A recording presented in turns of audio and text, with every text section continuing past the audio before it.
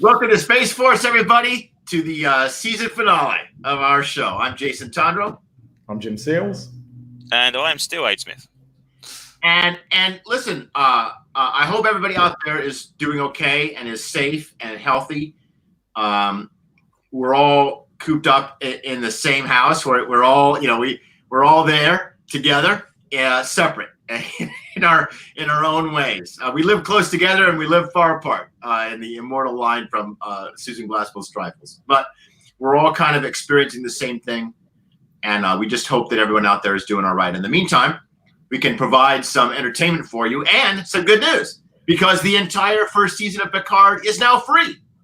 You don't have to pay anything to watch the show now. If you were like, oh, I don't want to pay $3.99 or $5 or whatever a month to watch my Star Trek, well, the answer is you don't. So you can turn on CBS All Access and watch this show for free, and it's pretty great. So you should watch it, and then come back and listen to us as we walk you through the episodes. Well, so we all had the season finale, and I think we've all watched the episode. It was pretty exciting. Wrapped up all of our plot lines. The mysterious threat from outside the galaxy appeared, and our heroes succeeded in defeating it. That's our recap for today. we won. So what did you guys think? Okay, go on, Jim. You go first.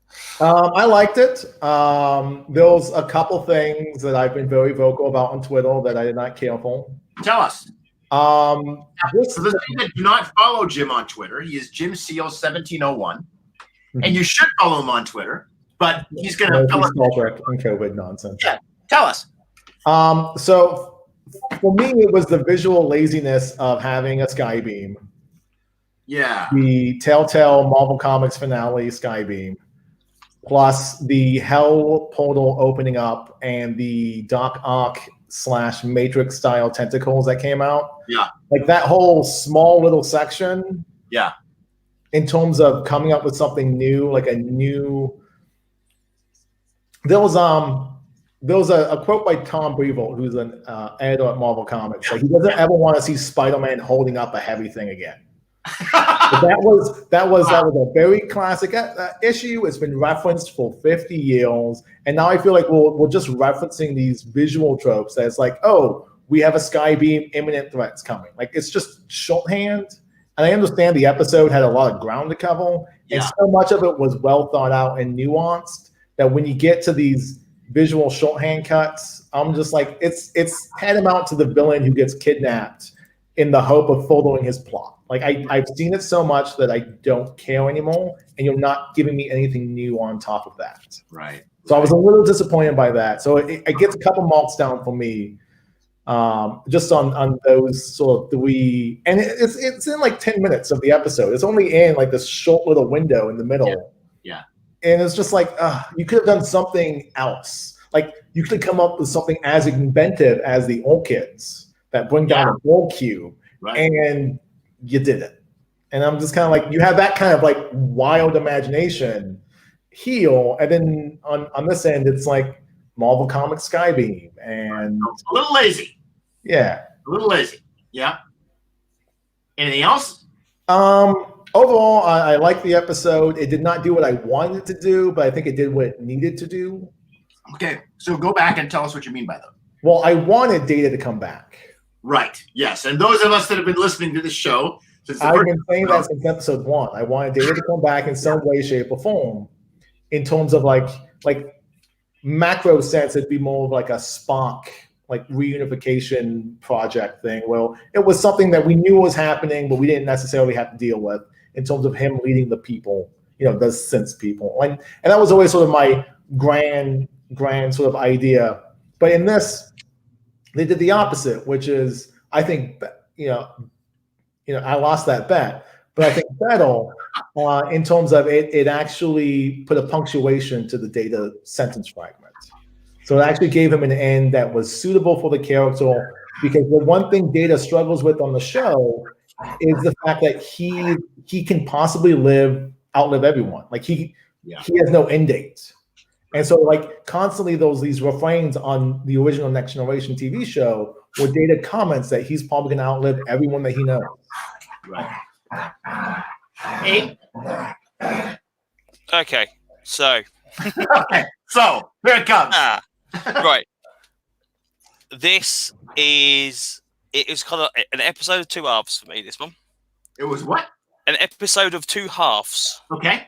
It was the saddest, heartfelt episode of the series, and also probably one of the most disappointing in the end of the actual way they did the story. Really? Yes. Okay. I mean, the scenes with Data and Picard, that was devastatingly brilliant. It was really well put together. Seeing Data age and kind of like, basically, kill himself effectively. Yeah. I mean, at the moment, with everything going on at the moment, obviously, it's you can't help but feel for people, and it's kind of like it just pulls them heartstrings. It's like, oh my god, this is really, really bad. Yeah, the devastating stuff you think about all this kind of stuff. But then you get to like the actual parts of the storyline. It's like, okay, so number one, you win a no prize because you got the whole Picard Gollum thing going on. So that was that one. Well, a no prize is an accurate title for this award. Yeah. Yeah. But it's just like, okay, I agree with Jim that the idea of like this, I would have liked to have seen one of the aliens come through so that the Federation and Romulans could have maybe joined together to defeat that one, and then it got closed because it could give some reason for them to be there. Them just staring at each other, going, "Yeah, okay, this that was really annoying." But my biggest annoyance was that I really all of the other synths on the planet, right? They literally just became cardboard cutouts because none of them did anything apart from the ones we've already spoken to. Yeah. So they have no personality. So like the idea, even like last episode when they were saying like, they were trying to rally them up to destroy the organics. None of them said, "Oh no, Data wouldn't want this." They all go, "Oh yeah, we'll just go along with it," and they all just stood there. And they just got so none of them had any kind of. It's almost like a hive mind effectively working on. They had no kind of objection to it whatsoever. They just went with the rush. And in this episode, they effectively, apart from the two guys with the kind of the spears, they effectively stood around and did nothing. They also didn't seem to display Data's strength because they should have kicked the crap out of him, whereas Soji did. So that was odd as well. But the biggest thing that annoyed me more than anything about it is that right at the end of it, where kind of like the whole thing's wrapped up and they're all kind of chatting away, and Soji kind of goes to him, "Oh yes, and the Federation have now let the synth ban lift." And you go, "What? The synth ban that was saying, well, if you let them go, they're going to release an intergalactic thing that's going to come and destroy the universe." Oh, they did that. Oh, the others won't think to do that again, of course, so we'll let them back in. That just seemed to be like a nice tight bow to wrap around it. They could have explored that in season 2, where they kind of got gradual representation for Picard and all this kind of stuff or whatever. That would be something I'd like to see expanded upon. It just seemed to me just kind of like, oh, and everything's back to normal, kind of like the old G.I. Joe kind of cartoons, but again, everything's great. That bugged me. It's it. So first off, I want to note that although we never announced that we're doing these shows, we now have an audience. So Yogi Donnie, Paul Mauchow are now hanging out and watching and making comments. Thank you, guys. Glad you enjoy the show. Welcome aboard. I was struck, Aid, by your observation last week that you were wondering what kind of cliffhanger were they going to end this episode in? And the answer is none. Yes. Yeah. There is no cliffhanger. And that obviously frustrated you. Like you kind of wanted to see what was going to come next. But I was really glad. I guess I'm the odd man out. I love this episode. I thought it was great. Now, there were some elements that I did think were disappointing because I really wanted a colossal space battle. I'm glad they avoided the colossal space battle. Okay, well, there you go. Like, you can't please everybody, and here's a good example. Yeah, like we got that so much. Like all of Trek in the since Nemesis, maybe even like since Nemesis, most of Trek has focused on giant space battles. And showing that all technology is so much better than model ships, that we've gotten away from coming up with creative solutions to problems. It's just like, I've got the bigger phasal, I have the bigger ship, I'm going to smash into you. Like, it's just like toys. And I love playing with my toys, but literally that's all Star Trek has been sort of reduced to. So the idea that we got out of the finale without a giant space battle, for me, actually is a benefit and not a detractor. Okay, so featured on a bug. The closest we got was the battle between the Romulan warbirds and the Orchids. which was a cool little 30 seconds or a minute or so of eye candy. And it did look good. It did look good. It did. Yeah. I found it hilarious that Picard and Girardi used technobabble to stave off the Romulan fleet, right? Like they have like the fancy gizmo that they got from the planet, and we have no idea what it does. And so the answer is it does whatever the plot requires. It's an omni gadget. Yeah. It's the Dr. Sonic screwdriver. I mean, it's what it is. Like, right? If Girardi had opened her mouth and said we're going to reverse the polarity through the deflector dish, I would have to be careful. Like it would be like an A+ episode. It would have been no different. It was exactly that moment, right? And I thought that maybe it's just me, but I've been seeing kind of a lot of commentary throughout this season that's kind of referring back to Blade Runner a little bit, with the notion of synthetic life and kind of what does it mean to be human, and the observation that death is what gives humanity, that death is what gives life meaning, and that we are never more human than in our ability to die. That seemed to me to be echoing that, and also Star Trek II. I mean, this is what made Spock quintessentially human, right? Was his self-sacrifice. And I admired the show for the courage to not bring back Data. It was sort of an observation like, hey, ever since All Good Things, we've had this plot hanging out there that Data could come back, and we're going to put it away. We're going to put that plot away. And I respected that. And I thought it was a little gutsy, and I'm always a fan of things that are gutsy. Well, it's not so much that we had this plot, right? So essentially Nemesis happened, and then we left the 24th century. We just completely left the Borman era. Right, yeah. Yeah, we went back to pre-Kirk era with Enterprise. We've done more pre-Kirk era with Discovery. We did the Kelvin vaults. Like, we've never actually revisited Data outside of ancillary material, where they did bring him back in one of the books as a synthetic life form. And also in the comic, the Star Trek Countdown comic, they brought him back and put him on Captain of the Enterprise. And all we got was a line that Spock helped out. No explanation whatsoever. Spock helped out. So it wasn't so much that we had this plot thread. I really think for me, the spark of the plot was the idea in the first episode when they said, all you need is one piece of his positronic brain. Like, and once that was put in there, like, for me, that was like, all bets are on the table. We're going to get Data back. Right. Like, that was my rallying cry. That was my focus. But also, to your point, in terms of how we face death, Riker makes that comment in the worst episode of Next Generation when he's been stabbed with the branch, and he has the clip show. It's Shades of Grey. That's the Riker episode, right? Yeah, and it's the Riker Bottle episode, and he makes the joke. And someone comments on his sense of humor, and he goes, well, how we face death is the most important test of a human. Like, Next Generation's never shied away from that as a concept.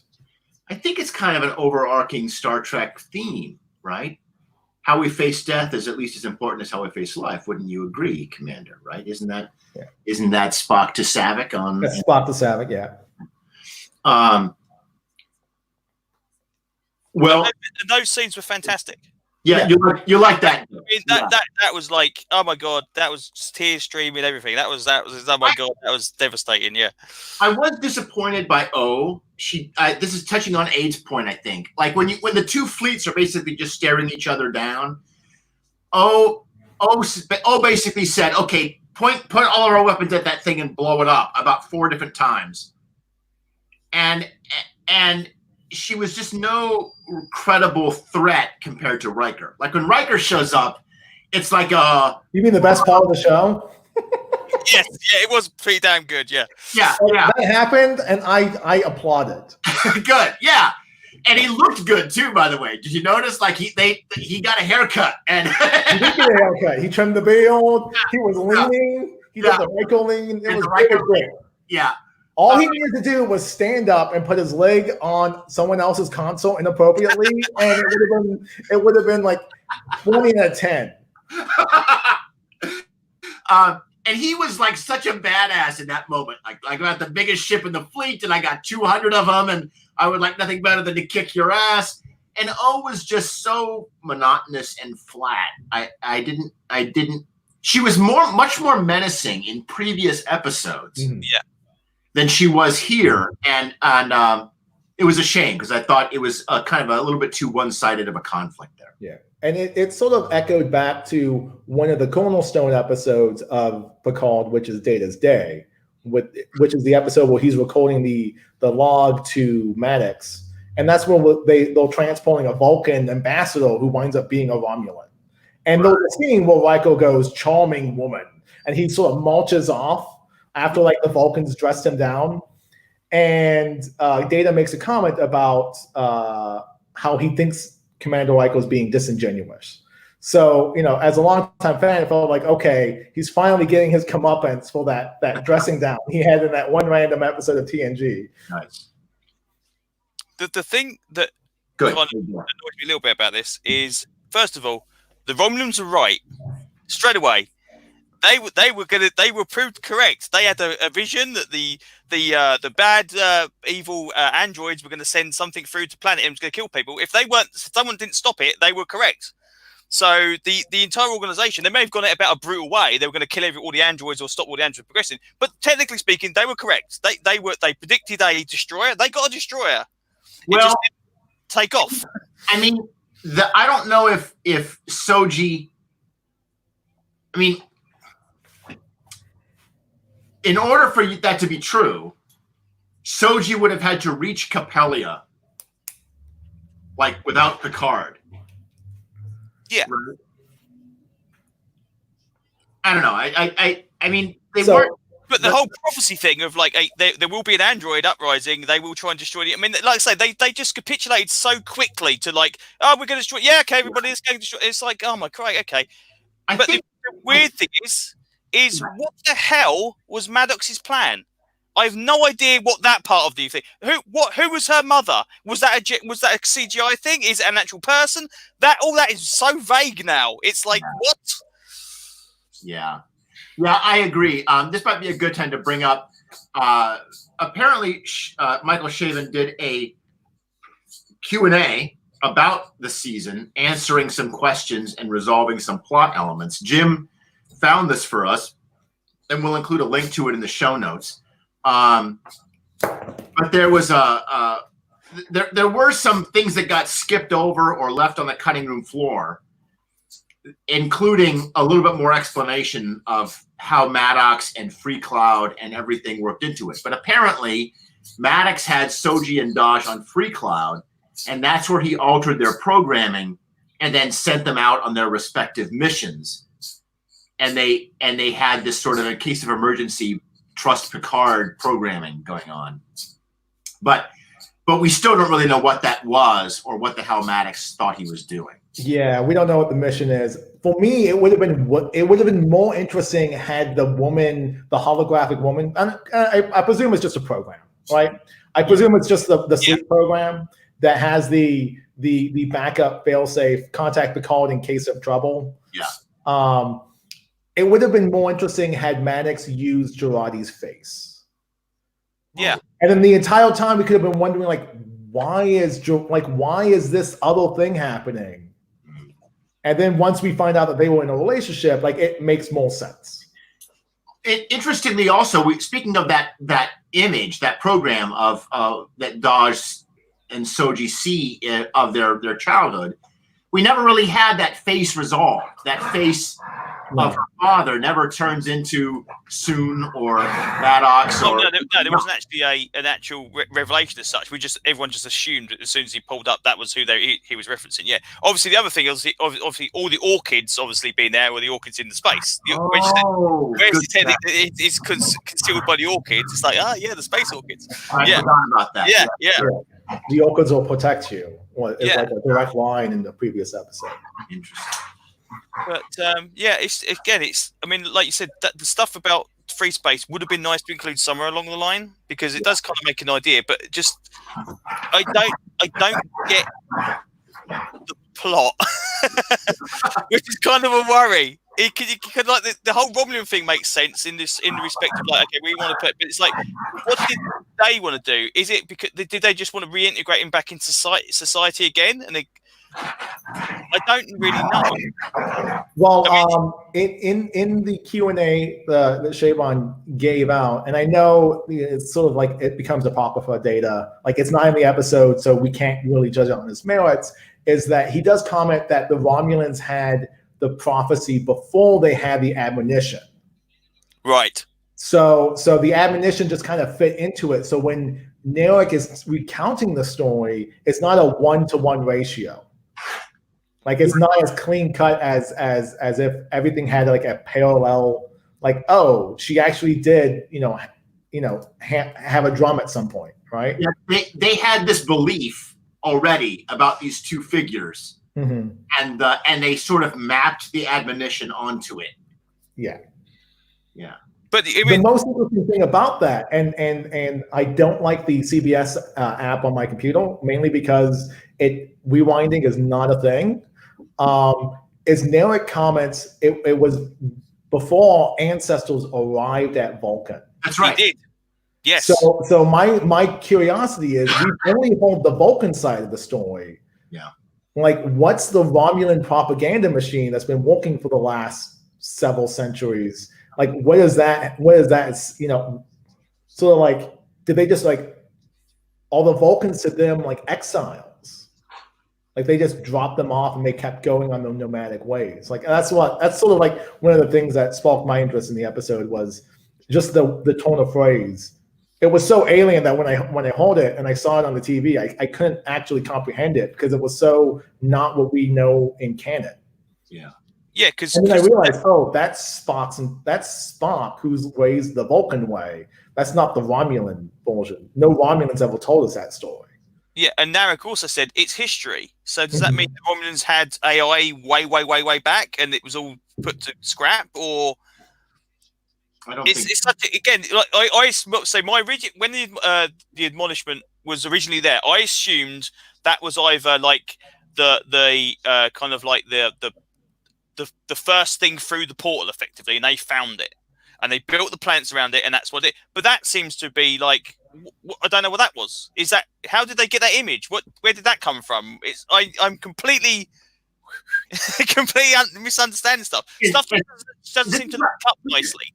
This is how I understand it, because the admonition, once it gets interpreted through Vulcan mind meld, and the synthetics can understand it more clearly, is that this outside group, which apparently in Michael Chabon's headcanon is called Alterity.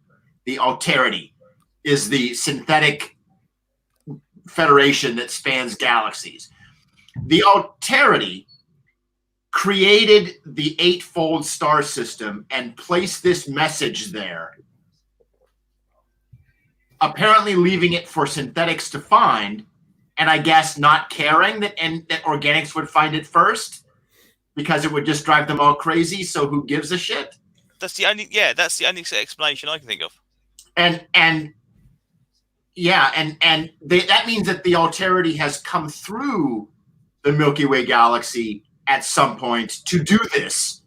Presumably they have also done it to other galaxies where there was no life yet. Basically just putting up a sign, and no one understands it until the synthetics arrive. And when the synthetics do arrive and they understand it, they're like, okay, now you can call us in and we'll come rescue you and merge you into the Alterity, and you will join the greater galactic civilization of synthetics. And I guess that's the plan. Yeah. Yeah.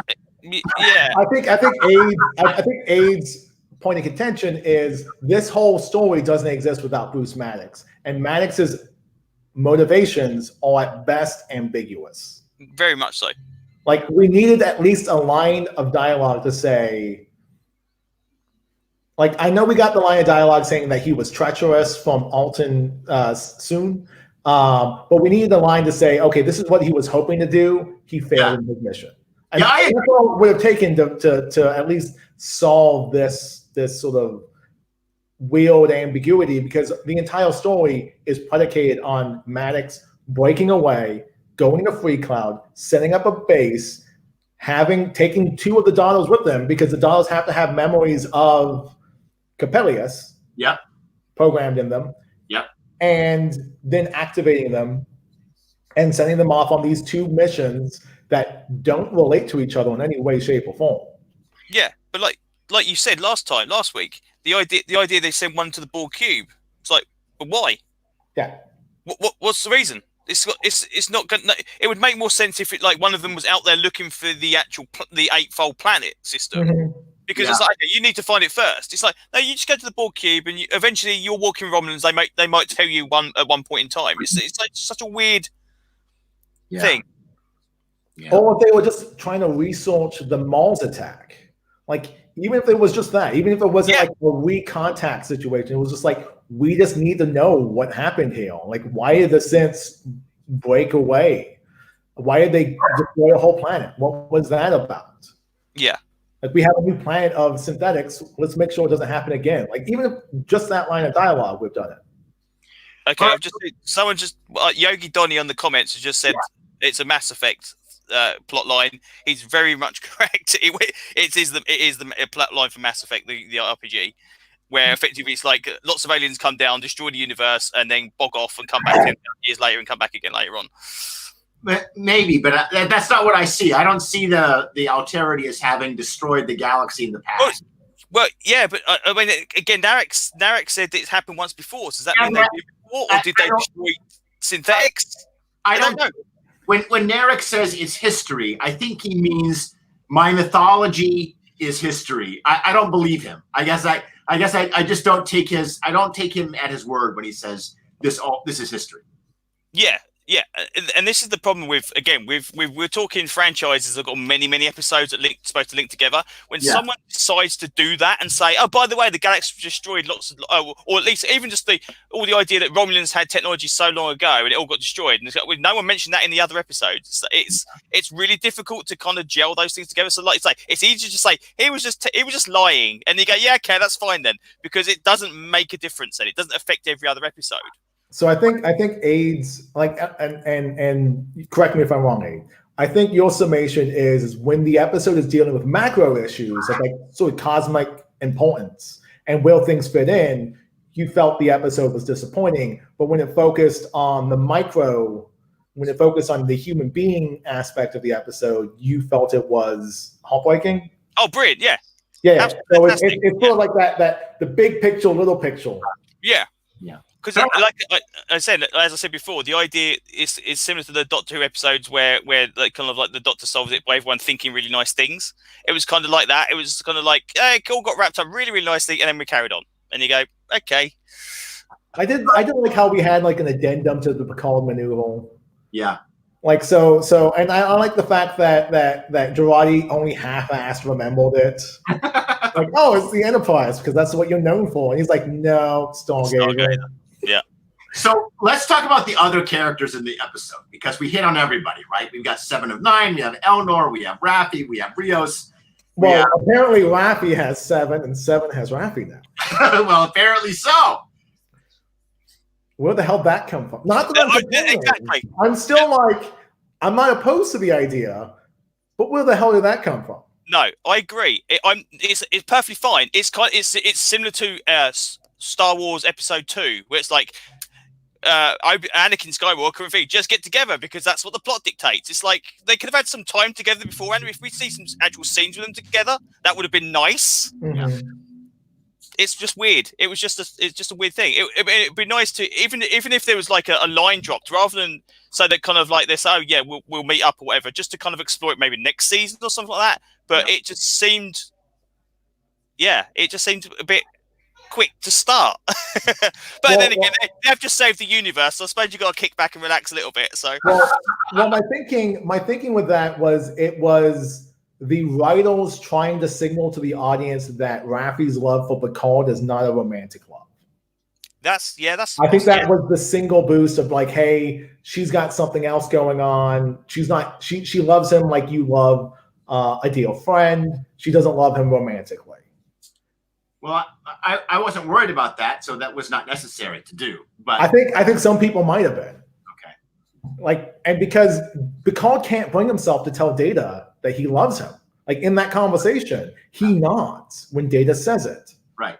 This like is even after all that he's gone through this season, he can't actually bring himself to say the words in the moment, in his last moments with Data. Picard's inability to express his own emotions has become one of his defining characteristics. He can change almost anything else. He can recover from trauma. He can solve his heart condition. He can recover from permanent brain damage. He doesn't have a heart condition. That's true. Yeah. But he can't. But he cannot say "I love you," and that's interesting. And I think that it puts a wonderful acting challenge on Picard, on Patrick Stewart, who has to convey the character's emotions, while also conveying the character's struggle to convey his own emotions. Right? And I dig that, and I love that we've given that wonderful challenge. I don't want Picard to ever change that. I want him to be unable to say "I love you" to his dying day. Right? Yeah. But he did in the last episode. He did say that to Raffi. Right, yeah. And then immediately walked away. And then when Rios tried to re-engage with him, he's just like, "I'm done. I'm emotionally spent. I don't have any more wherewithal." In RPG terms, I'm out of fate points. Right. Yeah. I have no expendable currency to continue role playing. I need to sit down. Yes, I need a long rest. But I think obviously the most important thing is, what does everyone think of Picard now being an android, effectively? Yeah. So I think I got the most heat last week when I said robot Picard. Yeah, you did. And here's the reason. Here's my fundamental thinking is going into the episode. Like it was set up in the last episode. It's not the I don't think it's as much of the Deus Ex Machina as the magic wand is. Yeah. Because Trek has a history of putting people's brains inside robots. Like it's not new. We just lost that information and we're just trying to rediscover it. For me, the issue was, but like Picard in particular has struggled with mortality. Yeah. Like I know those the I tell you not to start me on Star Trek Generations, and I'm going to start on Star Trek Generations because I feel that this is the closest we get to sort of the emotions that movie hits. And in that whole movie, Picard is notified in the very first act with him. He is notified, very first scene with him, that his relatives are dead. Robert and Renee have died in a fire, and the whole movie is him grappling with mortality.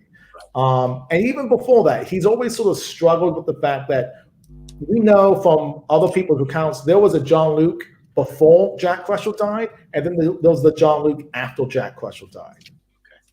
Because Robert comments like, "You will arrogant son of a bitch," right? Like you will always number one. Like he sounds more like the Captain Kirk that we sort of think we know from the parody of him.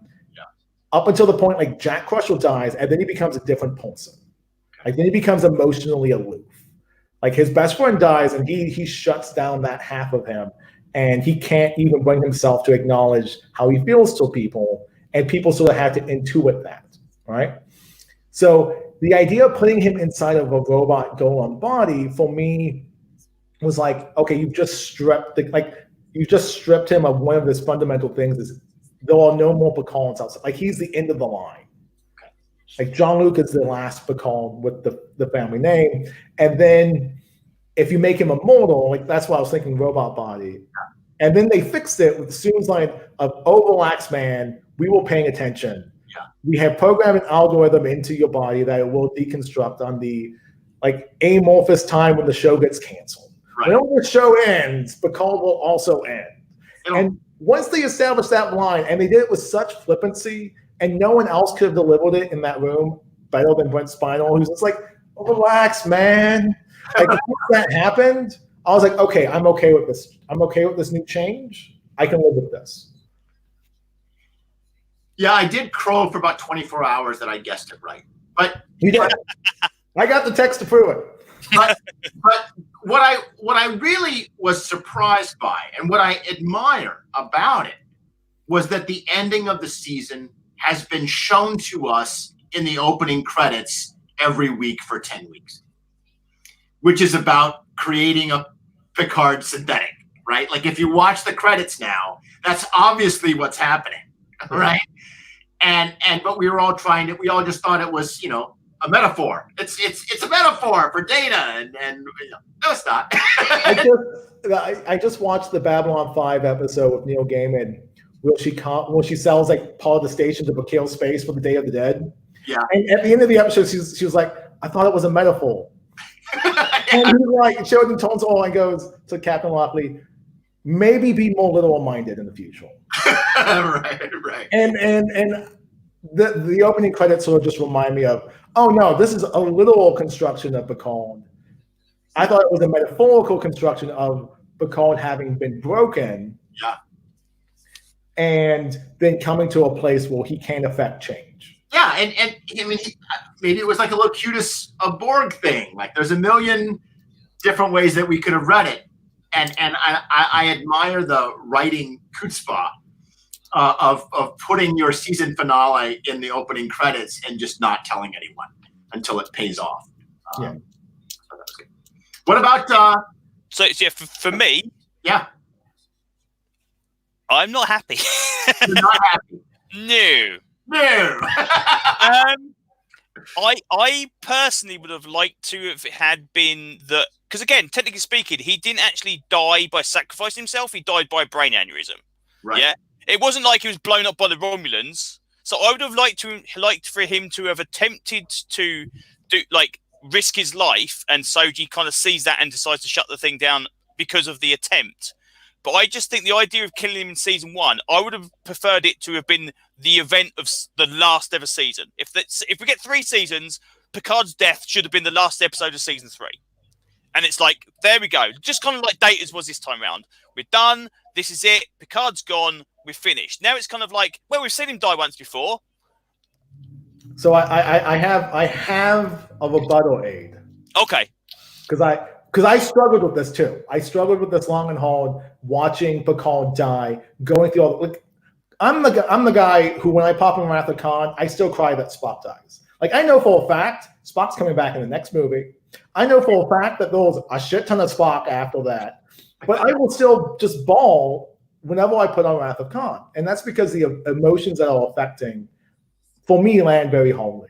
So when we were watching the episode, and the cynic writer in me is like, this is like 10 minutes. It's barely an inconvenience. It's 10 minutes. We're gonna have a Picard somewhere in the Golem. Just wait it out. There was an episode in season 2. I don't know why Next Generation season 2 is getting a lot. It does seem to get a lot of tread work. Yeah. Yeah. There was an episode of season 2 called "Will Silence Has No Lease," and in the episode, Picard is confronted. They're exploring like a dark matter nebula or some nonsense, and they're confronted by Nagilum, who's this giant sort of like reptilian space head that's all powerful and is like killing the crew off. And Picard's in his corners, and Nagilum manifests himself as Troy and Data goes to Picard and goes, explain to me death. Like, what is death? And Picard just kind of sits there and goes, well, those 2 thoughts. And I'm paraphrasing because I'm not Patrick Stewart, so I'm not even going to read the lines. But those 2 thoughts. And the one thought is he talks about heaven and how you're recreated into another personage and you're unchanging, you're everlasting, you get the pleasure and whatnot. And the other thought is you just vanish, you go away.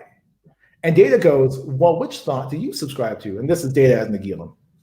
And Picard goes, well, if you take into the complexity of space and time and the intricate balance between powers and whatnot, I think there's something in between. Now, Picard has died both ways. He's had both things happen to him. He's had himself go away in the arms of all his motley crew. He comments on it to Data, like something just, I just kind of went away, like a sandcastle being washed by the ocean. Yeah. And then he's reborn into this not battle body, no, it is a battle body because he doesn't have the heart condition. He doesn't have the brain aneurysm going on. And he has a new lease on life, right? So he experiences both of them. I think season 2 of Picard has to explore the liminal space that Picard alludes to with that line from Will Silent President Lee. So there has to be something more. And that's why I think they had to go get Guinan. And that's why I think John Delancey will show up in Q in some way to challenge Picard on a metaphysical level. See, I was just about to say, would when we've effectively saved Picard by a robot thing, I was really hoping that when they were meeting in the room, it would be like you'd hear a voiceover from Q just say, Picard, you're too interested to die now, and him bringing him back, because it's literally exactly the same thing. He's not. They haven't reduced. They've given him a new body. It's not got anything wrong with him, and he's technically died. So Q doing it or technology doing it would have been the same thing. I would have loved that to be the better way. It's not the same thing because we have not seen Q. There has been no hint of Q. Oh no, true. If Q arrived in the last 30 seconds to save Picard, the rest of us would call bullshit, right? Well, I'm half calling that anyway, so that's the problem. No, here's the other thing. Here's the other thing, right? So the last time we saw the Q was in Voyager, and they were fighting a civil war between what they were going to do in terms of what does mortality look like to Q, because they allowed the one Q to commit suicide, and that changed the whole continuum to the point where they were doing a civil war reenactment with Janeway so that she could understand what was happening. So we don't know what the continuum looks like post that moment in time. Like the continuum could look drastically different. Like we don't know what Q is now. Right. And I think season 2 sort of has to address that, because it's like, you've done the Borg, you've done Data, you've done it very well. Those things are in the box now. You kind of have to look at the rest of Next Generation and be like, what are the other big stories of Picar's life? Well, before we go too far in this, go ahead, Abe. I was going to say, the irony being is, you say we've done the Borg. Technically speaking, this season had nothing to do with the Borg whatsoever, apart from it being set on the Borg cube. There's no Borg. There's no resurgence of the Borg Queen. The artificial life form is not tied to the Borg. It was just a starting area to bring people to kind of like shoot, giant block-shaped objects into planets. The Borg have to be a factor because we still have Hugh's plot for season 2. Yes, to pick up, where Picard becomes a spokesman for the XBs and tries to help the Borg, the XBs, recover and integrate into Federation society. And this is where I think that the cutting room floor did not do them justice, because the opening line of this episode is Eleanor saying, I think the XBs should commit suicide because they have no home. And then we as an audience, outside of Michael Chabon's comments on the Twitter, are left with, well, they still don't have a home. Like, we needed to have seen an XB and Arcana, the android twin that survived, like hugging each other insurrection style. And just be like, okay, they have a home now. That plot thread is done. Because I kind of feel like the writing staff is done with that. Yeah. The audience is not, because we didn't see that. Yeah, there was apparently a scene that was either written or filmed but didn't make it into the episode that established that the Borg, the XBs, and the synthetics on Capella were sort of bonding. That Capella might be their new home, and that the XBs would settle there. Led by Auntie. I forget her name. Ramada? Yeah. Ramada N. Yeah. And I would have swapped out the line for Soji saying, "Whoa!" And the Federation has lifted the ban from the synthetics to say, "Well, at least now we've got somewhere for the Borg to live." That would have been a better line to put in, because then we can pursue that. We didn't need to know that. We could either pursue that in season 2, or in season 2 it could just be made obvious that they back into society. Mm-hmm. I do agree with Aid on the point that is a resolution that's way too quick. Yeah. Like even in Star Trek Insurrection, right? Picard's comment is that he has at least slowed down the wheels of progress so that they can have a discussion as to what to do with the Baku situation. Yes. No, And we know as an audience, we're never revisiting Baku.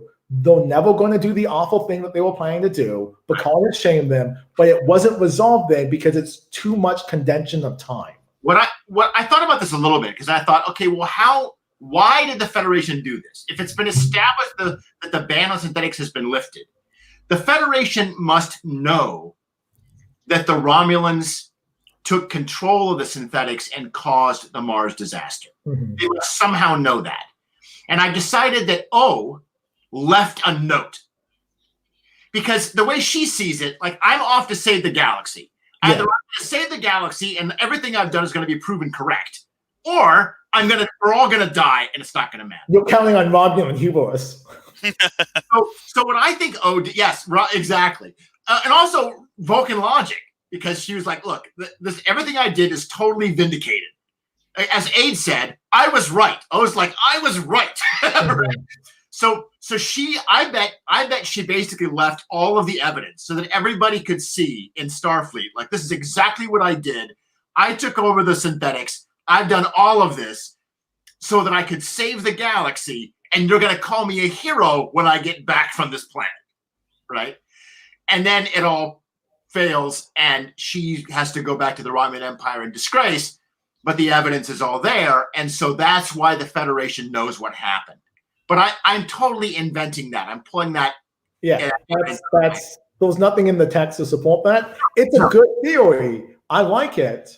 But we have to find out what happened. And I agree. I think it was resolved too quickly. Even if it was, they're now discussing lifting the ban. Like, yes. Like the Federation Council was meeting to discuss lifting the ban. Yes, I totally agree. Yeah. But like, again, like I said before, as opposed to, I think, Aid, the more you talk about it, the more I'm like, yeah, that's a little too season 1 Next Generation wrap up. Like, that's a little too clean. And the worst thing is, it's like they were proved right. They were trying to summon the giant killer robots. It's like, it's nuts. But the other thing, obviously, is the Narek's sister. Yes. Okay. Now she got kicked down a Borg shaft of darkness. The show clearly wants us to think she is dead. Yeah, she's got a teleporter. Just put it out there. We've seen that twice. She's got a teleporter. She's out. Yeah. A site-to-site teleporter in the last episode. Okay, I want to go back to like episode 2 or 3. When was Elnor introduced? Elnor was introduced in episode 4. Okay, I want to go all the way back to episode 4 because the biggest fake out of this entire season is our belief that Elnor is Narek's brother. Yep, and I was waiting for that to drop this episode. Didn't happen.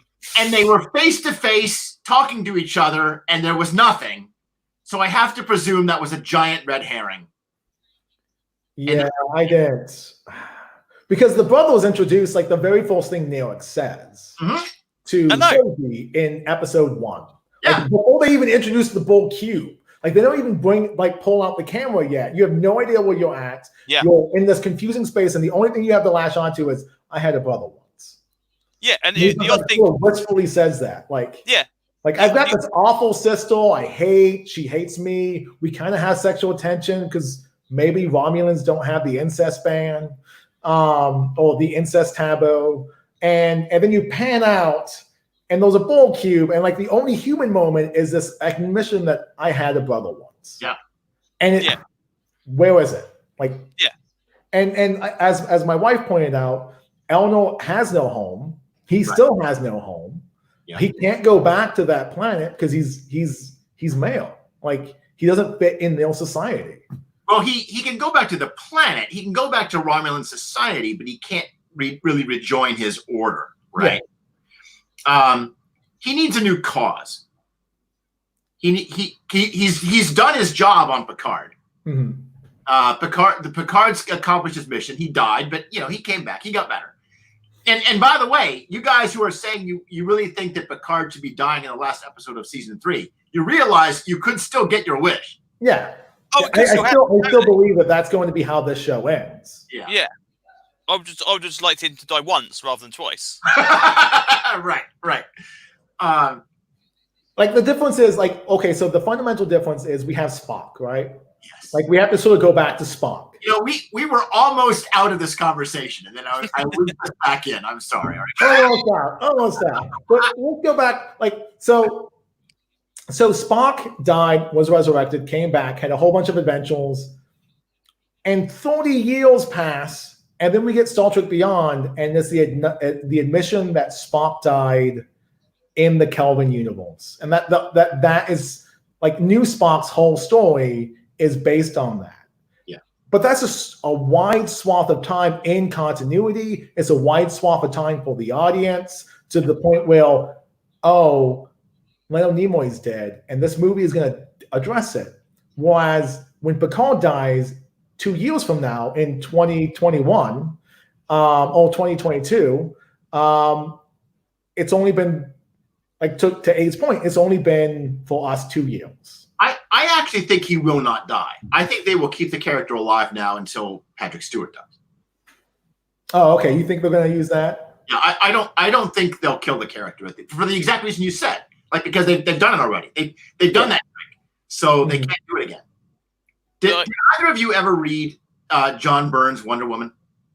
Yeah. He kills Wonder Woman twice in 3 issues. It's true. He does. And that was when I quit the book. I was like, Byrne, I have stuck with you through so much bullshit. But I want that to be on his tombstone when he dies.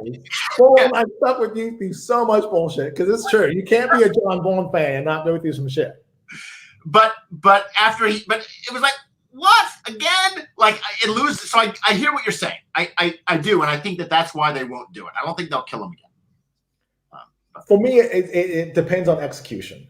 Like if you told me before the show started that Picard was going to euthanize Data, I would have been so angry. I would not have watched the show. Maybe I would have watched the show, but I would have been angry about it. Yes. But the way they handle it and the way they deal with it is such honest emotion, and it's clear that Chabon is walking through his recent passing with his father in these scenes. Yeah. Like it's like the writer is just bleeding on the page. Well, right. It's a death of Captain Marvel, Jim Starlin. Yes, yeah. And that execution and the way they do it with such dignity and grace get me through the idea of, oh, we're finally going to say a proper goodbye to Data, as opposed to Data points phaser, blows up ship, we never see him again. Right, yeah. So for me, it's all in the execution, like because you can sum up any story and make it sound trivial. Like Wrath of Khan, some guy comes back, his wife's dead, he kills this guy's best friend, the end. All right, so let's talk about the characters whose loose ends we have not yet discussed, and that is Girardi. So, go to prison? You and your Girardi agenda. Girardi go to prison? No, I don't think she's going to go to prison. 8? I think we're going to say extenuating circumstances. She went through a traumatic event. She was acting out. She's taking ownership of it. I guess she was temporary insanity. Yeah, temporary insanity is going to be like the plea, and that no one can comprehend this information, and then she gets off. Well, again, even the idea of like her killing Maddox, it's like, okay, you killed Maddox. Oh, you killed the guy that built the homicidal androids. Okay, there off you go then. So again, it's just how you kind of frame it. It's weird, yeah.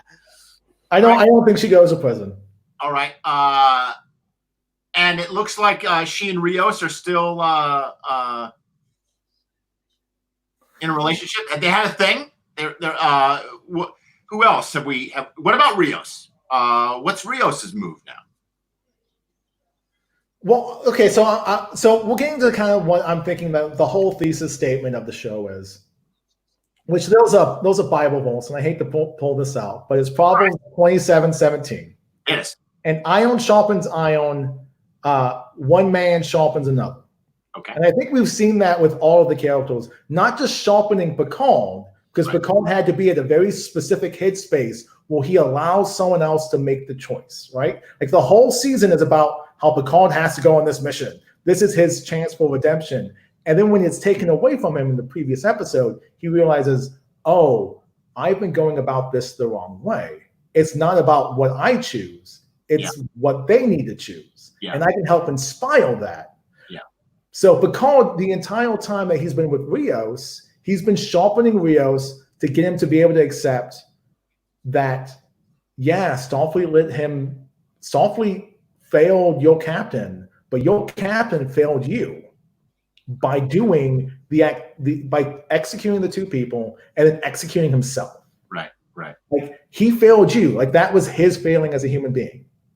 Just as Picard failed the Romulans and Picard failed himself when he quit Starfleet because it became harder.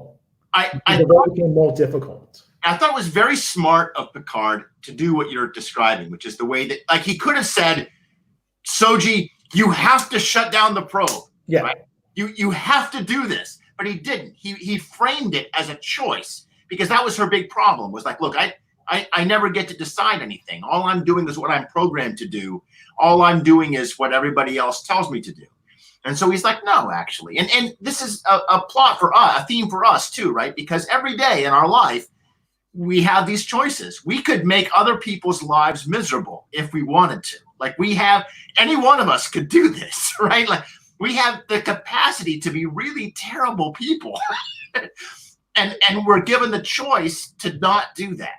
Like you can be a good person or you can not be a good person. And he framed it that way so that it gave her what she needed to hear.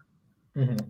And it helped her understand that she is empowered. She's not just reacting. She does have choice, and we all have choice, even though it seems like many times we don't. We do, even if that choice is just how I choose to comport myself in very difficult circumstances. I think that's one of the reasons why this show is now free, because I think that CBS wants to communicate that message. Maybe like. No, continue for a second. Go on. Oh no! I was pretty much the end of my point. I was going to say, do we actually need all of the characters back for season 2? That's a very good question. Literally only Soji and Picard we need. Is that it? Because the idea you rescue Soji and don't use her, that's crazy. Everyone else could literally just fly off, and it'd be like, okay, we carry on and do something different now. Well, the hardest person to keep is going to be Seven, because she can command a bigger salary than anybody except Patrick Stewart. That's true.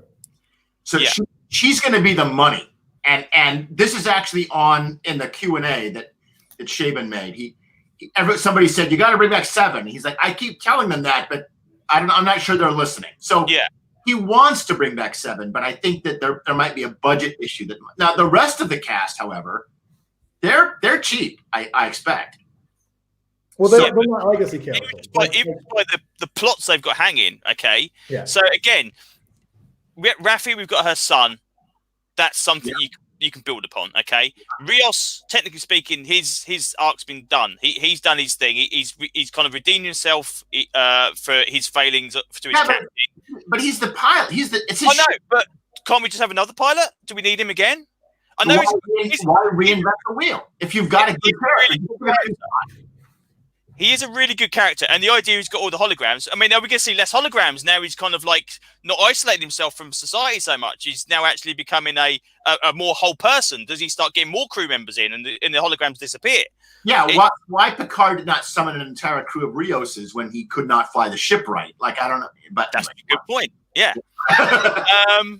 But it's just, I mean, like we said about Raffi and Seven. The idea that they kind of they put that in there and they go, well, we don't even know if Seven's coming back. Well, then why do it with Seven? Why not introduce that as another character plot for her later on in season 2? Yeah. For me, to your point is like Seven can have Seven's a bigger character because she's not holistically defined by Picard season 1. All of these characters that we're dealing with are so defined by Picard season 1. Like I can see Raffi continuing on with the show. I think Raffi is an important thing. It gives Picard it gives him a number 1, right? Yes. That predates season 1, right? Like her and Eleanor, the reason why those two are holding each other and comforting each other, it's because they knew Picard the longest. Everyone else is like, we've known him since Tuesday. Well, and Raffi's got on our nose, but he got under our skin too. Raffi's got this great Mama Raffi kind of vibe thing going, where she's like eternal. Realistically, the show needs Raffi. Yeah. And I also think it's important for representation issues, because Star Trek can lean heavily white male. Yeah. And I think we need to avoid that at all costs. Yeah. Because it's supposed to be an inclusive vision of the future. Yeah. Like if Rios and Girardi decide to just go off on their own, and it becomes like a Klingon thing, and it's Worf coming back or some other character coming back, like I can easily see them being like, Rios isn't there anymore because the thing that defined Rios has been completely taken care of. I don't know what you guys are talking about. You're going to get the entire cast. Nobody's leaving the show except maybe Seven, and even then she'll just be a recurring character. Yeah, and again, she was only a recurring character in this show too. She's only in 3 episodes. 3 episodes, yeah.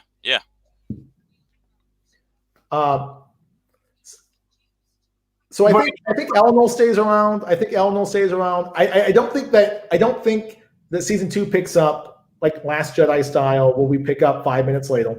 Yeah.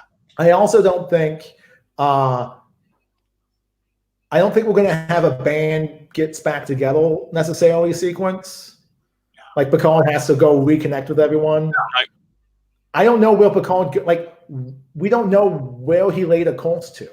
Correct. It's as vague as cults motion picture that way. Yeah. With the waving of the hand. Like we have no idea where they're heading off to. And I kind of like that because it's very next generation. It's a new adventure. Like they're going to go have some other new adventure. There'll be some new intergalactic crisis, and Picard will have to go save the universe with this gang of plucky youngsters. It's going to be great. I'm really hoping for Klingons, though. I'm always hoping for Klingons. Yeah, I like the entire crew. There's not a single person in the crew I would not say, oh well, we can do without them. I just think plot wise, I mean, let's say they're not like a Starfleet crew, so they can easily just disband at a drop of a hat. They're not just assigned to that ship. So it just seems to be like, okay, if we lost that character, right? Like, I mean, like Jiraiya. Okay, Jiraiya, you've done your thing. I mean, the idea she's not going to be involved in like the kind of the new android situation on Earth, but instead you're going to be flying around space. It's like, okay. You can kind of see that would be a possibility, and she would be missed because I actually really like the actress as well. I think she's fantastic. So I'd be interested to see what they do with it next. Like I say, there's not really that lingering kind of plot points. It's like, we really need to resolve this because it's kind of like he's kind of tied it well. But in the sense of a Star Trek bridge crew, she's the Doctor. Yes. Like, she's got a role. It depends how the writers of season 2 approach it. If they approach it plot first and everything comes out of plot, which is sort of how New Trek has situated itself. Yeah. Like when they started writing, they had no intention of bringing in Riker. Riker and Troy were not going to be used. The only person they had contact was Patrick Stewart and Brent Spiner. Okay. And they got to a point in the writing process where they're like, we need to move Picard emotionally speaking. And they sat there in the room and someone said, it has to be Riker and Troy. Okay.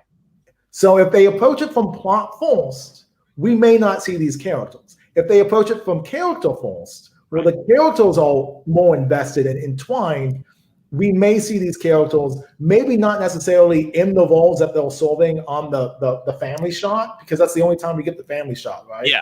Is that last shot before we engage. Yeah. I don't think it's going to be necessarily that Picard and company go to the next adventure right away. Yeah. But it may be like Picard has to go back to Earth to do a debriefing, and Elnor's with him. Yeah. But Girardi and Rios are over here, and Seven's doing it may be something wider than that. Okay, and does the plot have to be another universe-ending threat, or can we just have something? Because this is the problem with Doctor Who. As soon as you start doing 4 seasons worth of universe-ending threats, the idea you're saving, like Tom Baker, Horror Fang Rock, the idea you're saving 5 guys on a lighthouse just seems insignificant. So the idea you could do stuff with Rios's past, something that happens between his leaving Starfleet and him, and now where he's in. Or Raffi's past. She's obviously. You can't believe she just sat on that planet and nobody interacted with her whatsoever. Yeah. So some kind of cross section of like, okay, that guy's popped up from my past. I just really don't want it to be like, oh, there's another intergalactic threat.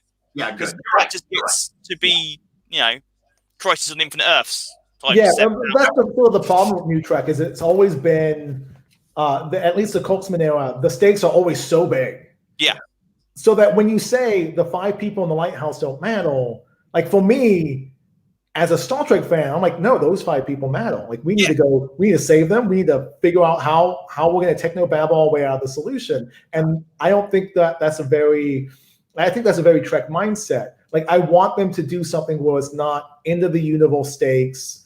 Like if the crew doesn't do X, Y happens and everyone dies. Because they always made a point of Trek. They always made a point of like these 1,000 crew ships. Like, we lost 100 people because it actually supposed to mean something. They were 100 people. They were actually lives. And the idea is like that we can scale it back so that every life does actually mean something. It doesn't have to be. It can be just about saving the crew, saving somebody's like say a link to somebody's past where they're saving those individuals. It doesn't have to be a universal threat. Yeah, I agree. I think you're right. I think that they need to make it personal, or I should say, keep it personal, because this season has been pretty personal, but it's had pretty high stakes. Yeah, and everything that was personal in this season has gotten enough closure that if it doesn't show up in season 2, I don't think necessarily. Like, yes, we're losing the cast member, we're losing the chemistry, but I don't necessarily think we're losing narrative thrust. I want to know what happened to Beverly. Yeah, yes, right? That's true. Yes. That's my season 2 question. Where the fuck is Beverly? Yeah. All right, guys. Well, we have gone over an hour. I'm sure we have.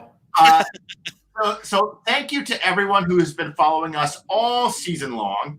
If you have been, we've slowly been building our audience, and it's been wonderful. And Jim and Aid, I have learned so much. Like, you two are fantastic. I learned so much about this show that I had no idea, and I am in awe of your Trekitude. So we have been talking off camera about what we want to do next. We've thrown some ideas around about possibly continuing Space Force while we wait for another season of something. Discovery's coming, but we'll have to. I still love the trailer at the beginning of like, don't cancel your subscription. Yeah. Or do we want to talk about the films, or do we want to talk about something else? So listen, reach out to us. Like, post a comment on the video on YouTube, or reach out to us on Twitter. I'm Dr. Comics, all spelled out. Jim is Jim Seals 1701. Aid, tell us yours. I can't remember what mine is. It's Monkey something or another. It might be Monkey X, because it is Monkey X. Anyway, reach out to us and tell us what you would like to see. If we do requests, we pander. So because everybody knows they want to hear Jim's Generations storytelling fun. So I know yeah. Oh, there was one thing, but really quick. I know we're wrapping it up. I'm sorry. The one thing I had to have. You get the last word, Jim. After Kirk dies in Generations, the very first thing we see after that is Picard on a mountaintop. After Picard dies, the very first thing we see is a mountaintop. I don't think that's unintentional. It's a callback. Yeah, it's definitely a callback. That when it happened, I was like, oh, this is the same. This is the emotional distant shot. Well, we will get back to Generations. That sounds like a Generation. Okay, apparently we're going back. Thanks again, everybody, and stay safe out there.